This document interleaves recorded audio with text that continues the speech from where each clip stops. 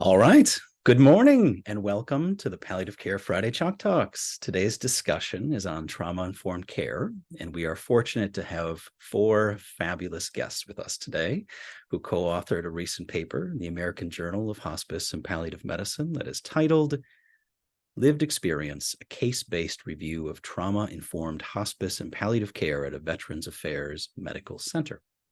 So first, we have Dr. Jordana Meyerson.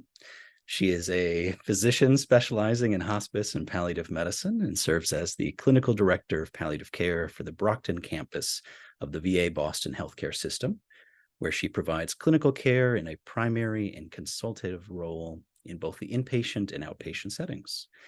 Through her work with veterans, she developed an interest in learning more about the effects of trauma on living and coping with life-limiting illness. And as a fun fact, Jordana has a Wisconsin connection, having fond memories of visiting the Dells as a kid. Welcome, Jordana. Second, we have Dr. Kelly O'Malley. She is a clinical psychologist at the VA Boston Healthcare System. She provides psychotherapy and mental health support to veterans in subacute rehab, long-term care, and hospice and palliative care neighborhoods. Kelly's research focuses on examining and understanding the presentation of PTSD in later life and at the end of life, and implementation of trauma-informed care in VA medical settings. Kelly was recently awarded a grant that will allow her to evaluate staff and veterans' experience with trauma-related symptoms in healthcare settings and develop a model of trauma-informed care for VA long-term care settings. And a fun fact about Kelly is that she loves beagles and volunteers with a local beagle rescue, and she has a 14-year-old beagle, Lily, enjoying fostering and finding fur-ever homes, for emphasis on the fur. Welcome, Kelly. Third, we have Christelle Obas. She is a master's prepared registered nurse and a nurse manager of the Hospice and Palliative Care Unit at VA Boston Healthcare System. She provides frequent guidance and education to staff throughout the community living center regarding end-of-life care. Her most recent project focused on the knowledge and comfort level of nursing staff caring for veterans at end of life. And a fun fact, in the midst of parenting two small children, ages 5 and 3, she reads an average of 75 books a year. That is impressive. Welcome, Christelle. And last but not least, we have Dr. Kate Heinrichs. She is a psychologist in palliative care at the VA Boston Healthcare System, where she also serves as chair of the Disruptive Behavior Committee and oversees the workplace violence prevention programs. Kate is a board-certified geropsychology and has an appointment as assistant professor of psychology in the Department of Psychiatry at Harvard Medical. Kate also has a Wisconsin connection, where she went to UW-Whitewater for college. Go Warhawks. Welcome, Kate. All right, so our format for today. We have sort of an interview style format. We've agreed to about 5 or 6 questions, depending upon how long it takes us to get through some of them.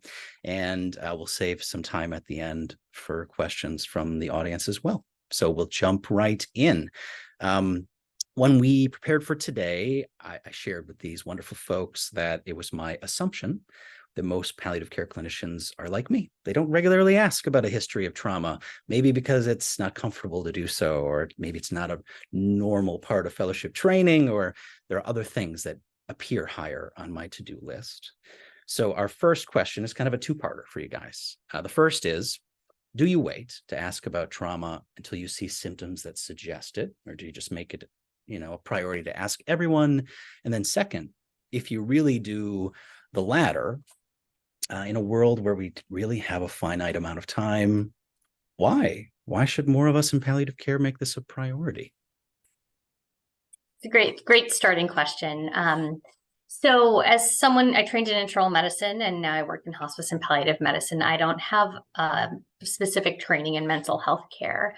And so me personally, I don't screen every single person that comes under my care for trauma. That said, for me, it's also very front of mind because trauma is very common in the general population. It's estimated that up to 90% of older adults have had at least one trauma level life event. And of course, the events can range in severity and how they impact an individual. But even loss of relationships as people age are considered traumatic events. And so it's something that I always keep front of mind, even though I don't screen every particular person that comes under my care. That said, I think that there's a way that we try to provide trauma-informed care, even if we don't know that a person has a history of trauma or trauma that's affected them, to say progressing to PTSD. And that's the approach that we take in our hospice and palliative care unit. And I know Christelle has done a lot of work with our nursing staff to teach them the principles of trauma-informed care. And I can let her kind of talk a little bit more about that. Thanks, Jordana. Yeah, so definitely as nurses at the bedside, we do try to provide care knowing that trauma can play a factor into the behaviors or even their goals of care. We understand that someone could experience trauma at any time of life and whether they actually know it or not. And this is usually how it could be. It's usually exhibited in how they receive care from us, how they respond, what their goals of care are. So we do take that into account. So a lot of times we are providing trauma-informed care without actually putting a label on it and saying I'm providing trauma-informed care. And I'll just jump in as well as one of the mental health folks on the team in that, I think Kelly and I would both make a push for asking and screening regularly. I think partly because we know the rates of trauma exposure throughout the lifetime are so high. And also because we know that trauma experiences can really impact healthcare engagement. It can impact how folks are showing up with us, how they're interacting with teams or various medical professionals. And so although I think the idea of trauma-informed care in general is to sort of approach most humans with the assumption there may be a trauma background, screening for a little bit more specificity can help give us some clues about how they might be presenting and really help in our case formulations and our treatment planning for how to best partner with someone. Okay. So very common, 90%, definitely front of mind, maybe even screening everybody. There's some sort of an assumption there. When you do approach somebody with this, on table 2, you offer some starting questions. Can you tell us how you folks personally ask your patients about trauma, right? What works, what doesn't work? Maybe even give us an example. So I think, as Kate mentioned, we typically we ask. We sort of preface it like, I like the first question in table 2 because it really just says, sometimes people experience things in life that are scary. Have any of these things ever happened to you?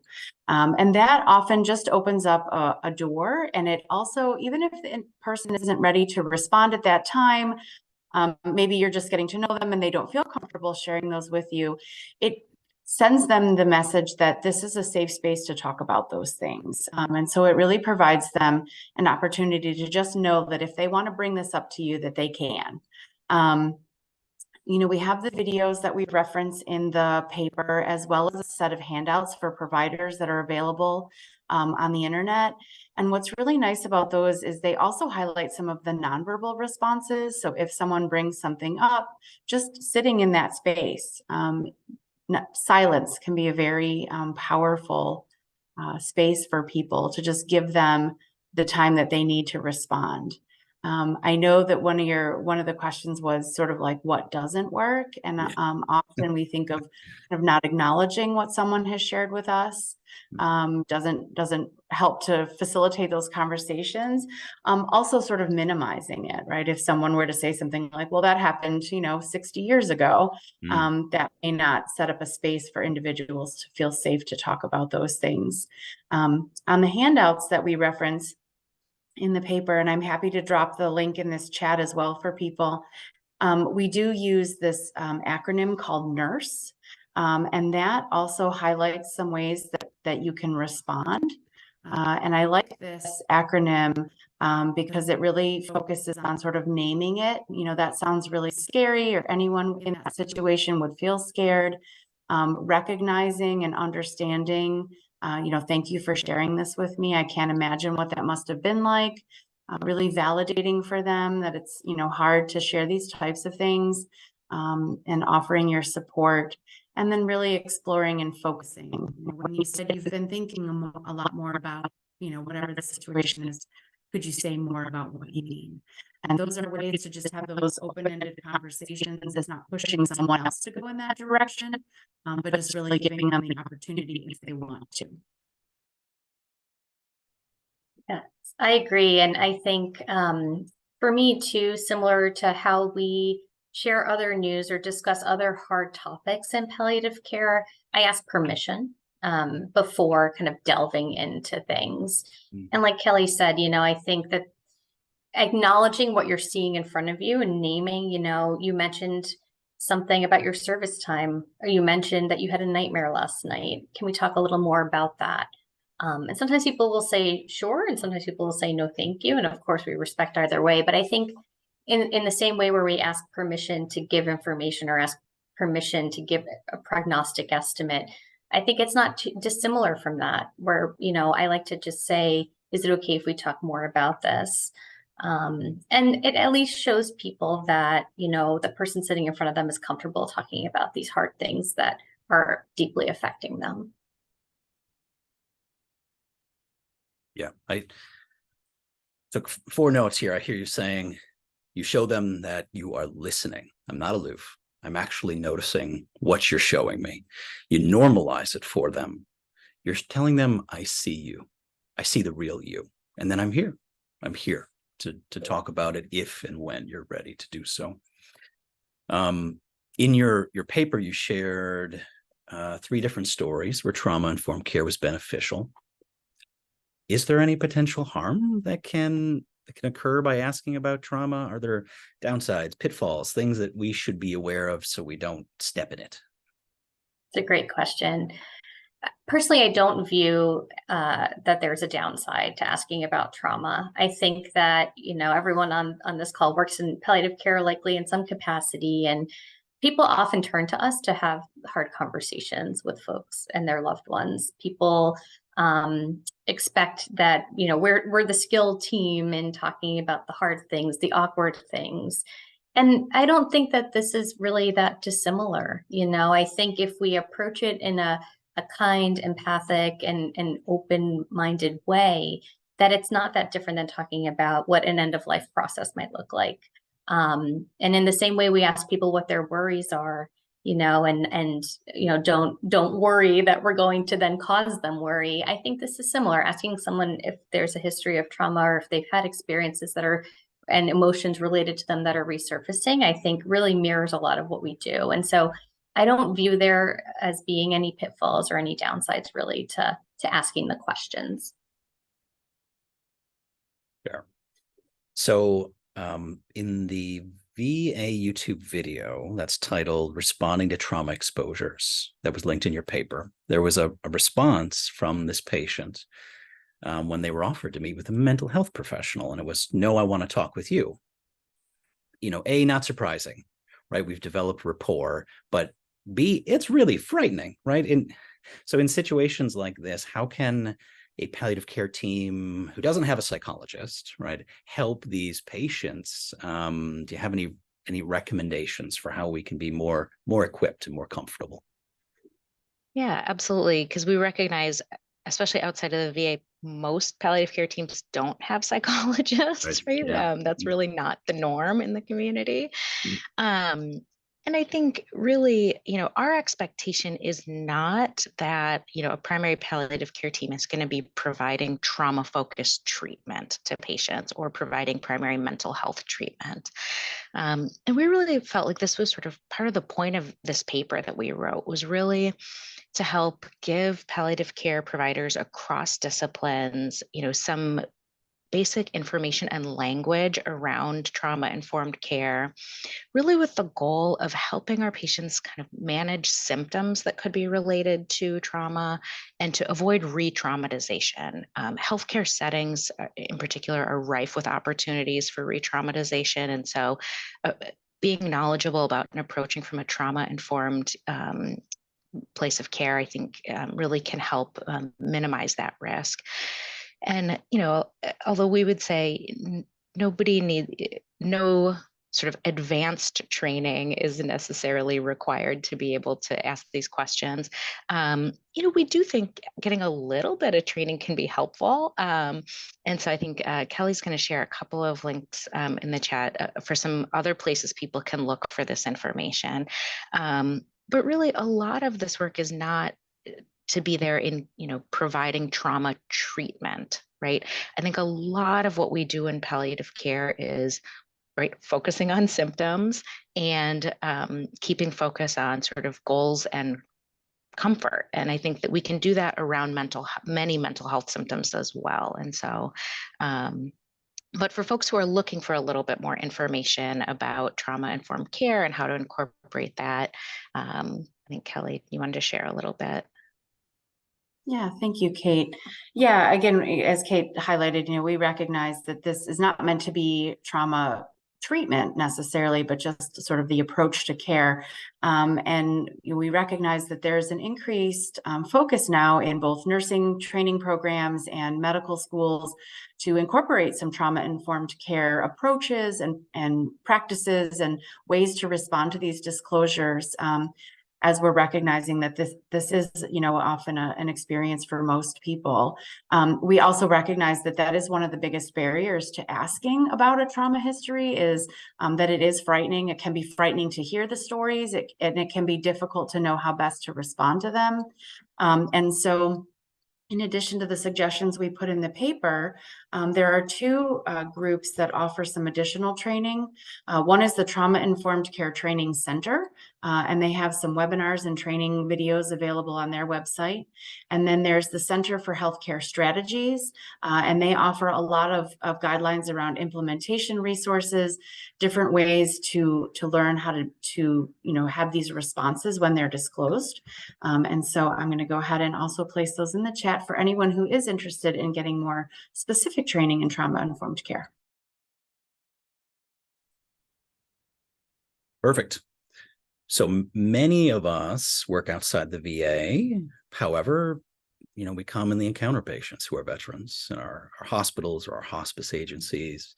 With your experience working at the VA with veterans, have you observed any unique aspects of trauma-informed care for that particular population? Yeah, this is a really great question because I love that you named that not every veteran gets to VA. In fact, tens of millions don't. And so there are a few things I think to keep in mind when specifically caring for veterans. One thing is about their military service era. And I'll touch on a few of the key points of each era just because people bring back very different experiences depending on when they served. So, we don't have too many World War II veterans remaining, unfortunately. These are at least centenarians, if not upper nonagenarians at this point. But the World War II era veterans were really exposed to a lot of loss of life around them. There was very low survival of the wounded. This was the first time that radiation was tested, and people were exposed to radiation and had physical consequences as a result of that.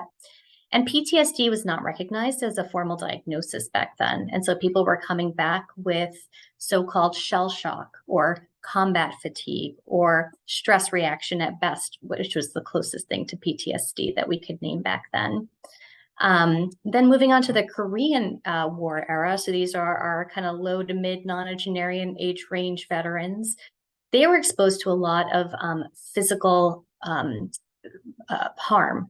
So a lot of trauma to their heads, a lot of trauma to their bodies, very extreme temperatures. And so veterans, military personnel were coming back with loss of digits because of frostbite under these harsh weather conditions.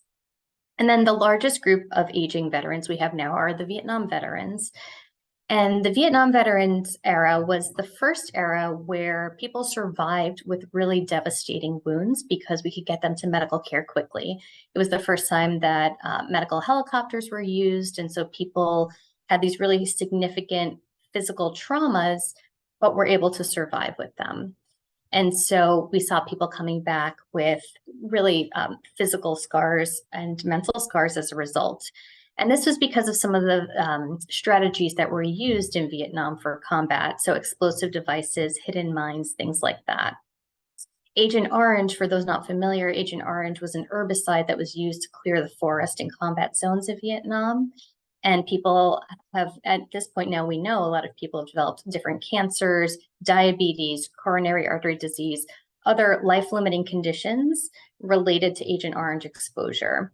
And so some of our Vietnam veterans may link the reason they're at end of life back to their service time and exposure to this toxic substance.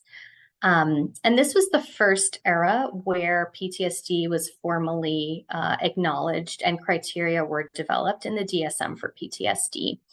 And so we see PTSD in this population. We see conditions linked to PTSD, such as substance use disorders in this population, and also homelessness. This was the first time we saw military personnel coming back and experiencing homelessness. It's estimated that up to 12% of the homeless population are veterans. And we started to acknowledge that during this time. Another thing to note with the Vietnam era veterans is that they really were not welcomed back in the same way that prior service era personnel were or current service era personnel are. So we saw these pictures of, soldiers in Times Square, and all the fanfare coming back from the World Wars. And then now we see YouTube videos of people surprising their loved ones at the airport coming back from deployment. And in Vietnam, these military personnel were coming back to protest. They were calling back to people, calling them names, calling them baby killers, just terrible things. So not only the effects of the war itself and being physically present in the combat zone, but then coming back and not having open arms there was also very traumatic for that era. Moving on to the Gulf War era. So this was like the start in the early 90s. These veterans were exposed to more chemical weapons than had been used in the past. And so we started to see kind of respiratory fatigue-based syndromes that are now termed a Gulf War syndrome, but we didn't know what it was, until recent decades. And this was due to the use of chemical weapons, also PTSD and depression in this population.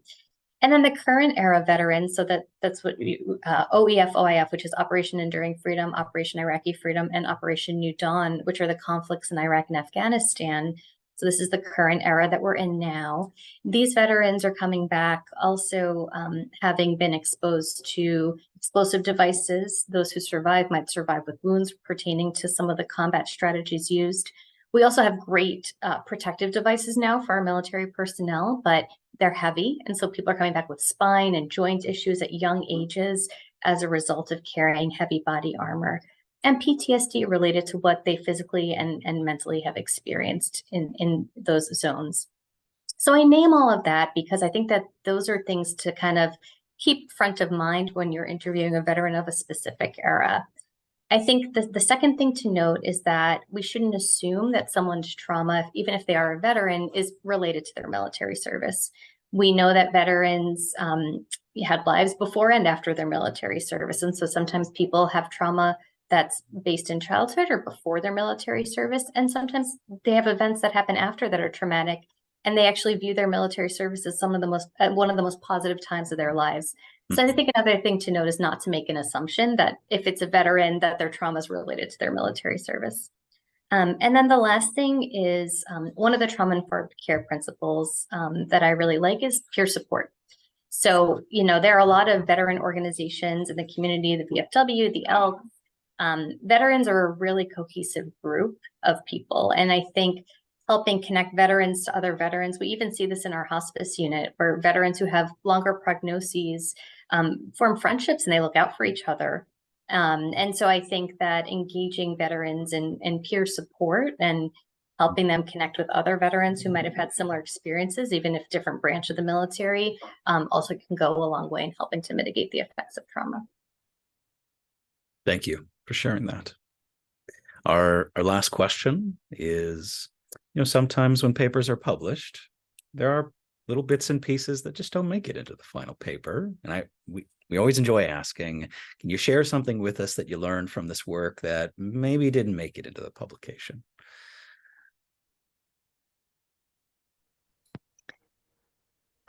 I hope we all jump in a little bit on this one, but I'll say, I think we actually put a lot of what we wanted into this paper. And I think, part of what we really hope came across is, one, just how common trauma exposures are, and too, how all members of the team across disciplines can have a role in providing trauma-informed care and sort of working together towards that care plan. So I think that's some of the things that we continue to find as clinicians doing this work daily, and that we really hope becomes clear. I think we don't want people thinking that if you don't have easy access to a mental health provider, that somehow your team can't do this work. I think that would be really sort of the opposite of what we're hoping to get across. No, I agree. I mean, I think we certainly learned that it takes a team effort. As you can tell, we're all from different disciplines. We all work in different areas of the hospital, but we're all collectively taking care of the veterans here on this unit. And a lot of times I learned that veterans might come to me and tell me something or hint at something that would help, one of these other ladies understand what was said to them the previous day. And we're able to kind of collaborate and bring all that information together to kind of get the full picture without the patient actually giving us the full picture. So I think definitely a team approach across all the disciplines is very important.